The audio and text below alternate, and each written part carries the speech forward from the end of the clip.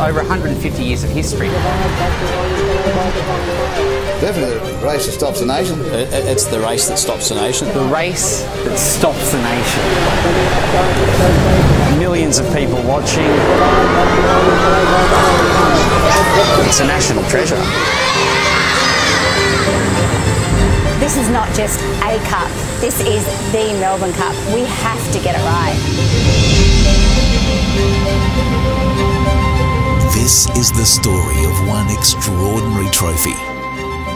From its creation at the hands of miners, metal workers and jewellers, to the hands of ordinary Australians on its long journey from the mines to Flemington Racecourse. The Emirates Melbourne Cup. The Melbourne Cup that's presented every year is actually a replica of the first Loving Cup design from 1919. We have to match the original within tolerances of tenths of millimetres. That's how accurate the Victorian Racing Club want each cup to be.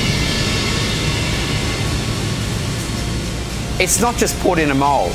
It's 44 sheets of solid gold, alloyed, rolled and shaped over hundreds of man hours, and it's worth over $200,000. From a technical perspective, it's one of the hardest trophies you could possibly make.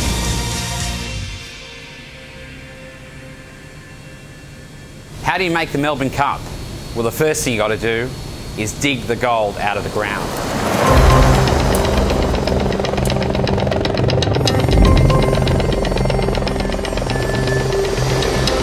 We're at the main pit at Lake Cowell Gold Mine, West Wyalong, an hour from the centre of New South Wales. Well, the gold starts into the rock.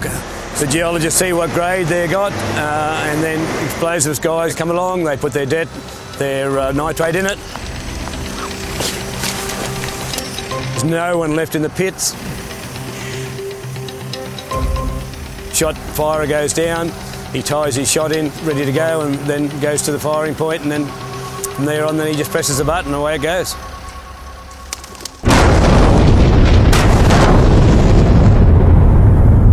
It's just a rumble. That gives you the 18 metre, what we refer to as the batter. Then it's mined out with the diggers, carted up to the crusher by these trucks, crushed through the crusher, then goes into the processing plant where it's crushed again until it gets to 15 microns, which is the same as talcum powder.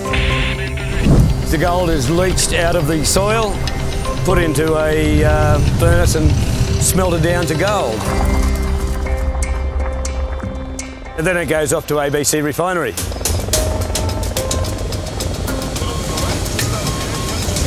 The gold arrives here in armoured trucks. What comes from the mine are called doré bars. They're unrefined gold. It looks kind of like a loaf of bread, but it's a lot heavier and worth millions of dollars. The doré goes through a multitude of refining processes, from assaying, sampling and testing to give us 4 nines or 99.99% pure gold. Then we need to make it into a usable form to create the Melbourne Cup. We're basically producing a block of gold about 12 millimetres thick that has to then be rolled to around 1 millimetre thick. To get down to that size, it's probably passed through the rolling mill 20, 25 times. A piece 280 millimetres is required. Now, in order to do that, our rolling mill is only 290 millimetres wide, so to get the piece of metal through the rollers, we've got around about 5 millimetres clearance either side of the metal. You're probably looking at around the $40,000 to $50,000 mark for that sheet of gold, just the main cup piece itself. At the end of the job, the cup has to weigh a certain weight, and we've got a 1% leeway basically either side. So all the thicknesses have to be perfect for when it reaches the trophy maker down the road.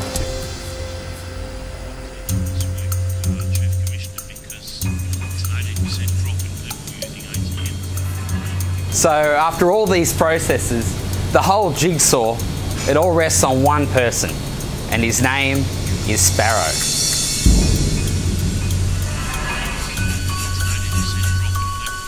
I think I've been spinning for on and off for about 30 years.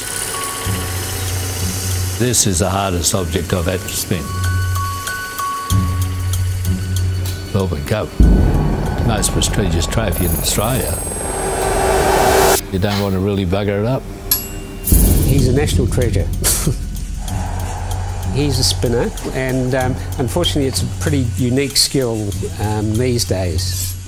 But the nice thing about Sparrow is he likes passing it on to young people.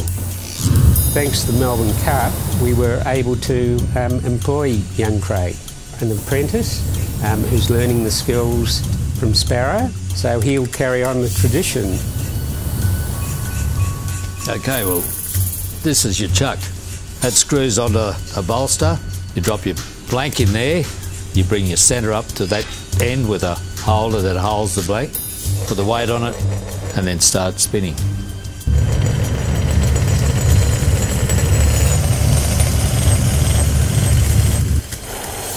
It's very difficult to work in gold. It can split very easily. One wrong move and that metal can crack apart in a split second. Then you're back to square one, melting it all down and starting again. It's nerve-wracking. All you can do is watch and trust that Sparrow gets it right. And he always does. The most difficult part is spinning the bowl, but it also needs a lot of skill to put the handles on. Probably roughly on each handle, I'd probably spend about 8 hours just filing one little piece of metal, checking it, filing it, checking it, filing it, checking it to make sure. And then it's got to be polished, and then it's got to be engraved. And the base itself is spun on wooden chucks as well. So there's a lot of various components to making the trophy itself. Of course, taking on any project like this is terrifying. It's probably the biggest challenge that we've had, but we're just so proud to be making it.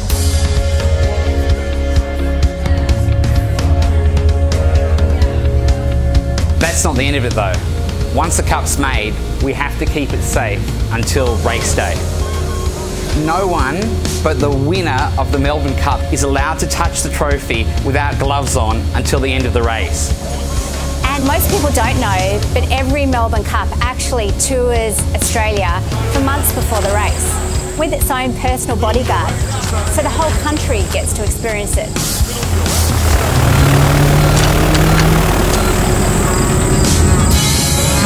We're here in Croydon, taking the People's Cup to the people in outback Australia. We're going through hard times at the moment with the drought. With the cup coming here, we're holding the function tonight to get the town together and bond the town through these hard times and hopefully forget about the drought. This is amazing. It's a hell of a lot heavier than what I thought it would be. We love the Melbourne Cup. It's bigger than racing itself, you know. It brings people together. It means a lot to a lot of people. My father, always a keen race goer. He'd be so proud to see me here today holding this cup. You know, the Melbourne Cup is a big part of Australia.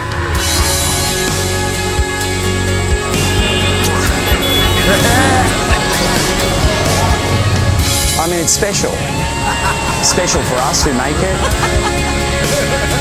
Special for all Australians.